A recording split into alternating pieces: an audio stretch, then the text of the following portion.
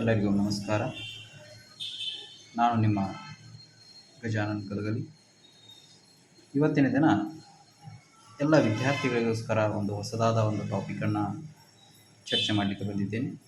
ಅದು ಯಾವುದಪ್ಪ ಅಂದರೆ ಕೈಂಡ್ಸ್ ಆಫ್ ಜೆಂಡರ್ಸ್ ಅನ್ನುವಂಥದ್ದು.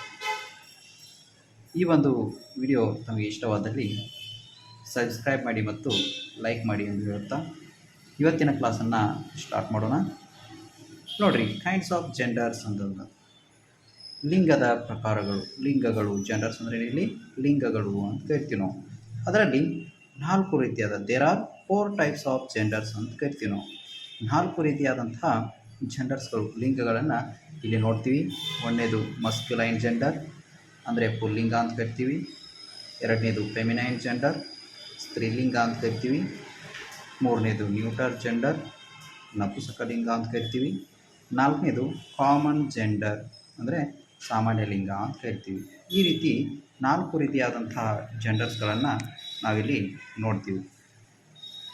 ಹಾಗಿದ್ರೆ ಮಸ್ಕ್ಯುಲೈನ್ ಜೆಂಡರ್ ಅಂದರೆ ಏನು ಅನ್ನುವಂಥದ್ದನ್ನು ನೋಡಿರಿ.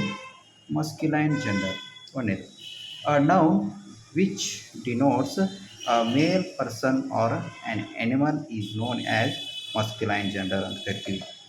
ಒಬ್ಬ ಗಂಡು ಮಗನ ಹೆಸರು ಮೇಲ್ ಅಂದ್ರೇನು, ಪುರುಷ ಅಥವಾ ಒಂದು ಪುರುಷ ಪ್ರಾಣಿಯ ಹೆಸರನ್ನು ಹೊಂದಿತ್ತಂದ್ರೆ ಅದಕ್ಕೆ ನಾವೇನಂತ ಕರಿತೀವಿ, ಮಸ್ಕ್ಯುಲೈನ್ ಜೆಂಡರ್ ಅಂತ ಕರಿತೀವಿ. ನೋಡ್ರಿ, ಇಲ್ಲಿ ಬಾಯ್ ಅನ್ನುವಂಥದ್ದು ಒಂದು ಹುಡುಗನ ಹೆಸರು, ಅದಕ್ಕೆ ಇದು ಮಸ್ಕ್ಯುಲೈನ್ ಜೆಂಡರ್ ಅಂತ ಕರಿತೀವಿ.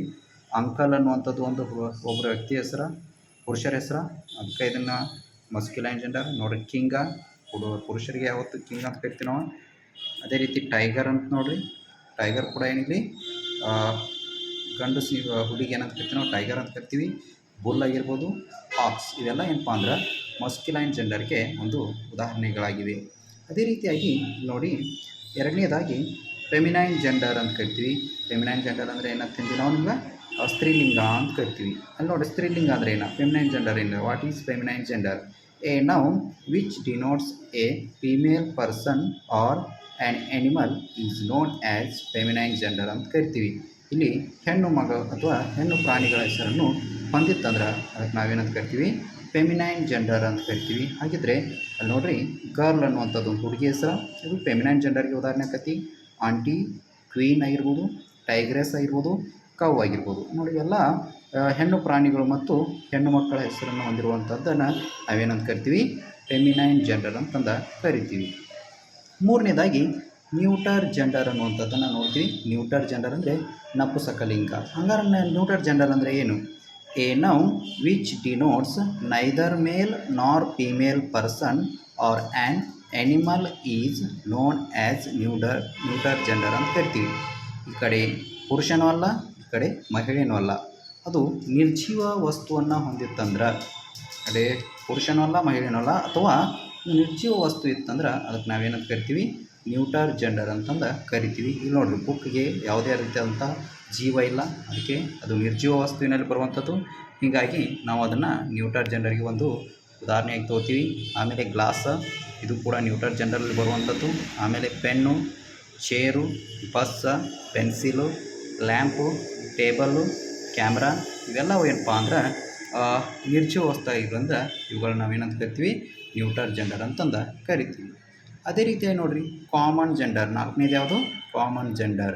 ಈ ಕಾಮನ್ ಜೆಂಡರ್ ಅಂದ್ರೆ ಏನು, ಸಾಮಾನ್ಯ ಲಿಂಗ ಅಂತ ಕರಿತೀವಿ. ಹಂಗಾರೆ ಕಾಮನ್ ಜೆಂಡರ್ ಅಂದ್ರೆ ಏನು, ವಾಟ್ ಈಸ್ ಕಾಮನ್ ಜೆಂಡರ್?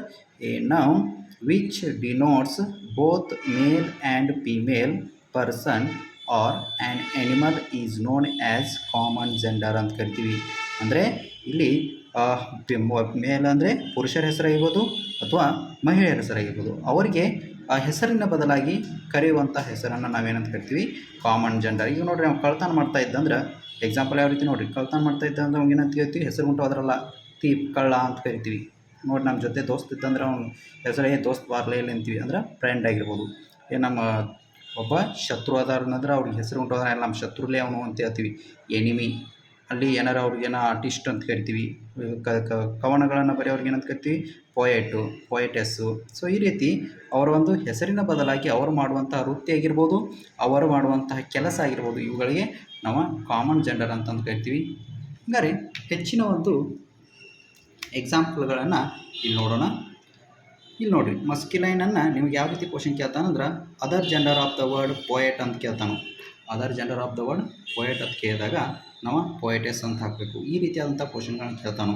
ಆದರೆ ಮಸ್ಕ್ಯುಲೈನ್ ಜೆಂಡರ್ಗೆ ಒಂದು ಎಕ್ಸಾಂಪಲ್ ಅಂತ ಕೇಳ್ಬೋದು. ಆವಾಗ ನೀವೇನು ಮಾಡಬೇಕು, ಈ ರೀತಿ ಇವನ್ನೆಲ್ಲ ಮೆಮರೈಸ್ ಮಾಡಿ ನಿಮ್ಮ ಮೈಂಡ್ ಒಳಗೆ ಇಟ್ಕೊಂಡ್ರೆ ಯಾವುದೇ ಒಂದು ಕ್ವಶನ್ನ ಜೆಂಡರ್ಸ್ ಮೇಲೆ ಕೇಳಿದಾಗ ನಿಮಗೆ ಆನ್ಸರ್ ಮಾಡಲಿಕ್ಕೆ ಬಹಳಷ್ಟು ಈಸಿ ಆಗ್ತದೆ. ಹಿಂಗೆ ನೋಡಿರಿ ಯಾವ್ಯಾವ ಏನೇನಾಗ್ತಾವೆ ಅಂತ. ಪೋಯೆಟ್ ಇದ್ದಿದ್ದೇನಾಯಿತು, ಪೋಯೆಟೇಸ್. ಅಂಕಲ್ ಇದ್ದಿದ್ದೇನಾಯಿತು, ಆಂಟ್. Father, mother. ಸನ್ ಇದ್ದಿದೆ ಮಸ್ಕ್ಯುಲೈನ್ ಜೆಂಡರ್. ಫೆಮಿನೈನ್ ಜೆಂಡರ್ ಏನಾಗುತ್ತೆ, ಡಾಟರ್. ಅದೇ ರೀತಿ ಬ್ರದರ್ ಇದ್ದಿದ್ದೇನಾಯ್ತು, ಸಿಸ್ಟರ್. ಬಾಯ್ ಇದ್ದಿದ್ದೇನಾಯ್ತು, girl. Grandfather, grandmother. Husband, wife. Fox, vixen. Peacock, peahen. ಅದೇ ರೀತಿ bull, cow. Cock, hen. Dog, bitch. Hero, heroine. Horse ಅಂದರೆ ಗಂಡು ಕುದುರೆ, ಅದು ಹೆಣ್ಣು ಕುದುರೆಗೆ ಏನಂತ ಕರಿತೀವಿ ನಾವು, ಮೇರ್ ಅಂತ ಕರಿತೀವಿ. ಆಮೇಲೆ ನೋಡಿ ಗಾಡ್, ಗಾಡೆಸ್. ಗಂಡು ದೇವರಿದ್ರೆ ಗಾಡ, ಹೆಣ್ಣು ದೇವರಿದ್ರೆ ಗಾಡೆಸ್.